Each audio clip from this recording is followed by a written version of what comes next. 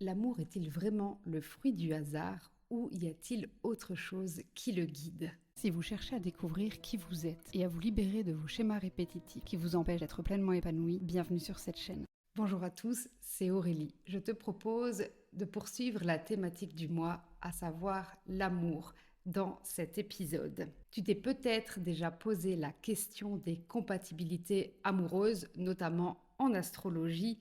Eh bien, aujourd'hui, je vais te le proposer à travers le prisme de la psychogénéalogie. Alors, loin de moi l'idée de devenir la future Madame Irma des compatibilités amoureuses. Toutefois, il y a quand même quelques éléments qu'on peut prendre en compte et la psychogénéalogie nous permet de l'analyser et donc c'est ce que je te propose aujourd'hui. Donc pour rappel, la psychogénéalogie, c'est comme une carte au trésor familial qui nous guide à travers nos générations passées. Elle ne prédit en aucun cas l'avenir, mais elle peut vraiment nous permettre d'éclairer notre passé pour mieux comprendre notre présent. Et donc, dans cette quête, l'amour n'est pas à simple hasard. Si tu me connais, tu sais que je pars du principe que rien n'arrive par hasard. Eh bien, c'est la même chose pour l'amour. Mais donc, l'amour pourrait être vu comme un puzzle dont les pièces peuvent se trouver dans notre histoire familiale.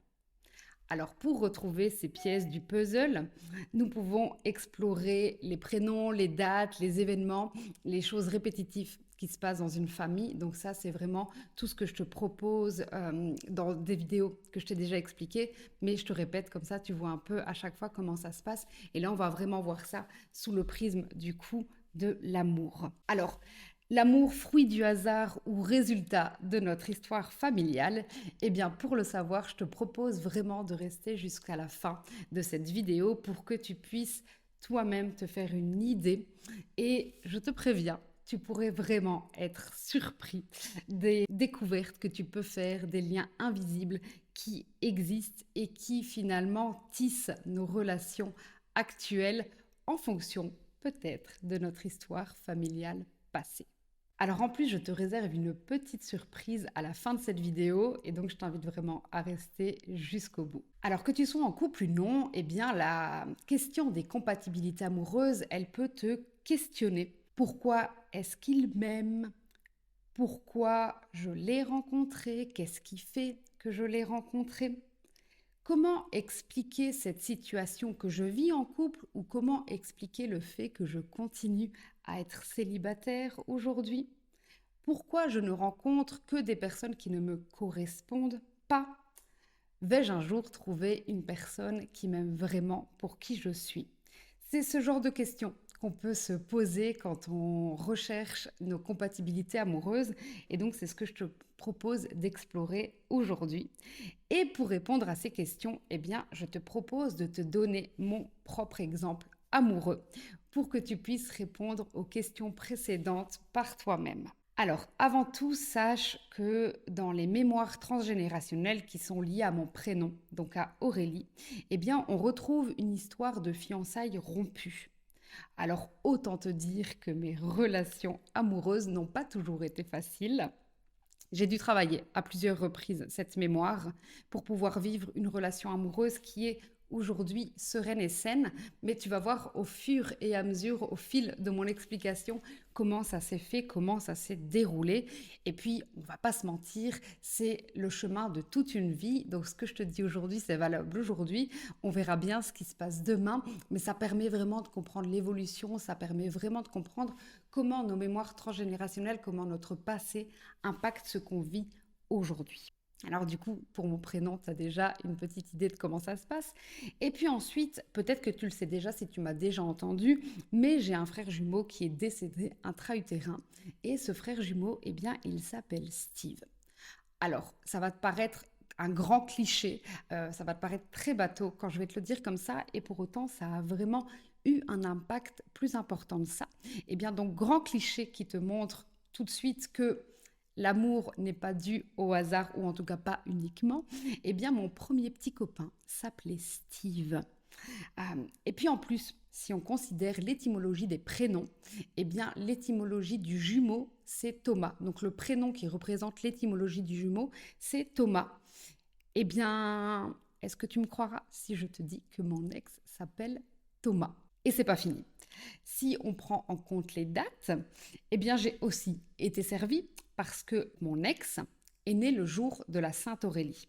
Et donc je peux te dire que symboliquement, on était bien dans une relation gémellaire, ce qui pour le coup ne semble pas tout à fait adapté pour être en couple. Permet déjà de voir d'autres possibilités. Ça ne veut pas dire que ça ne peut pas fonctionner. Alors attention, c'est parce que là, je te refais vraiment un feedback, un retour en arrière. Quand j'étais dans la situation, on est bien d'accord que j'étais pas du tout dans la même dynamique qu'aujourd'hui, mais c'est vraiment pour te montrer comment on peut comprendre nos relations amoureuses.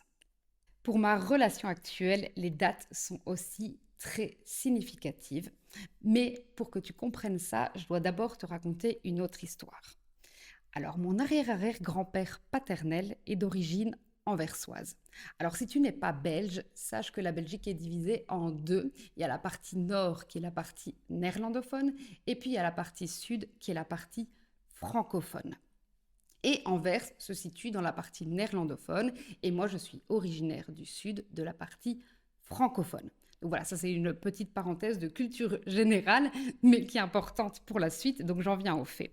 Donc mon arrière-arrière-grand-père, qui est anversois, est venu vivre dans la partie sud, donc en Wallonie, par amour pour mon arrière-arrière-grand-mère.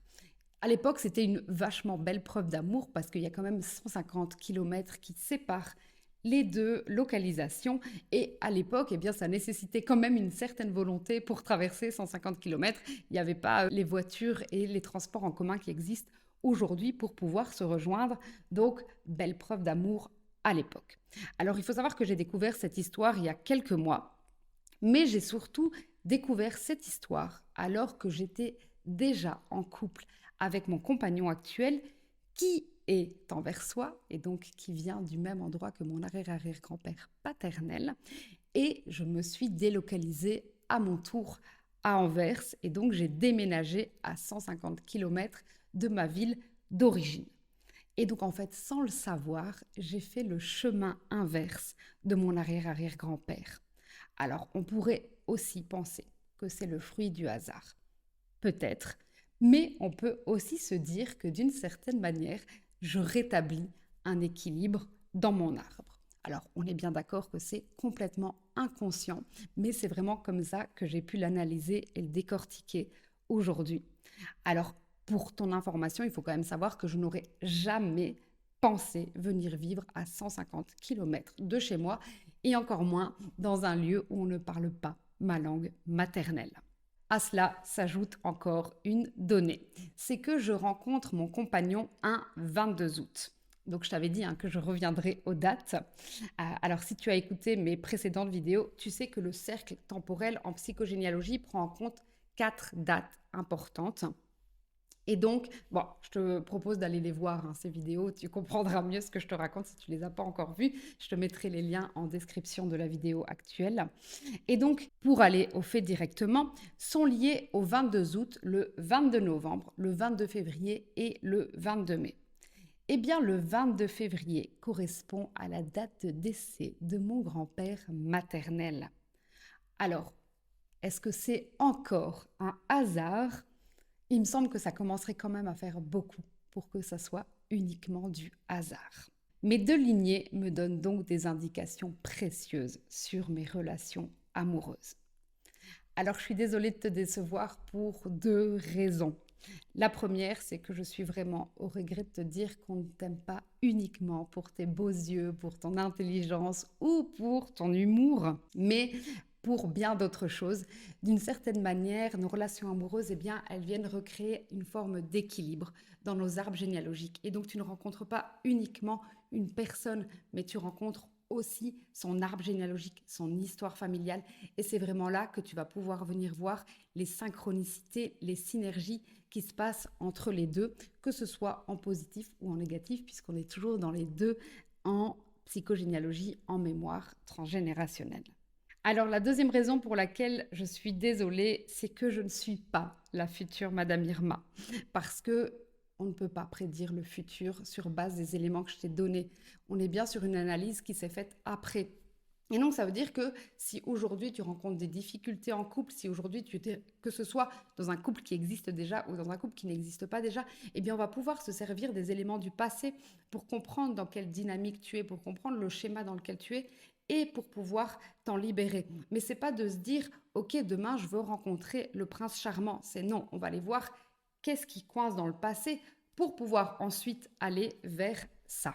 Et donc, eh bien, tout ça, ça te donne vraiment la possibilité de comprendre tes schémas amoureux et de t'en défaire s'ils ne te conviennent pas. Alors, je te réserve une petite surprise juste après. Donc, je t'invite vraiment à attendre la fin de cette vidéo pour connaître la surprise. Alors, j'ai hâte que tu puisses me dire à ton tour si tu trouves des correspondances de prénoms, de dates ou d'événements dans ton histoire familiale qui puissent te permettre de comprendre tes relations amoureuses. N'hésite pas à me les partager en commentaire. Je trouve ça toujours très sympathique de pouvoir te lire, de pouvoir voir les correspondances que tu peux faire à ton niveau.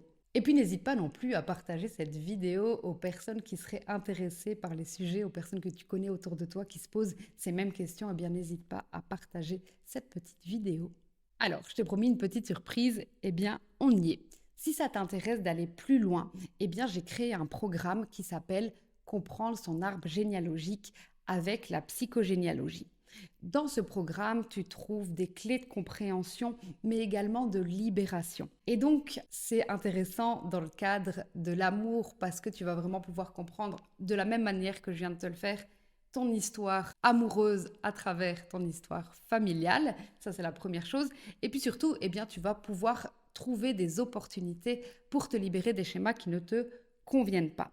Alors du coup, la petite surprise, c'est que je t'offre en ce mois de l'amour 10% de réduction sur ce programme. Et donc si ça t'intéresse, je vais te mettre le lien en description pour que tu puisses aller y jeter un petit coup d'œil. Alors je te remercie de m'avoir écouté jusqu'au bout de cette vidéo. J'espère que cette approche t'aura plu. C'est vrai que c'est une approche qui est peut-être un peu particulière, qui est un peu nouvelle. Je te ferai d'autres vidéos sur d'autres mémoires pour que tu puisses comprendre à chaque fois comment ça fonctionne. Donc j'espère que cette première vidéo sur les mémoires transgénérationnelles et l'analyse qu'on peut en faire, eh bien, t'aura plu. Comme d'habitude, je te rappelle de t'abonner pour ne pas manquer les prochaines explorations que je ferai au niveau des mémoires transgénérationnelles, mais aussi de tous les autres sujets que j'aborde sur cette chaîne YouTube. Comme d'habitude, je te souhaite bien évidemment de vivre pleinement ta vie et je te dis à très bientôt dans une prochaine vidéo.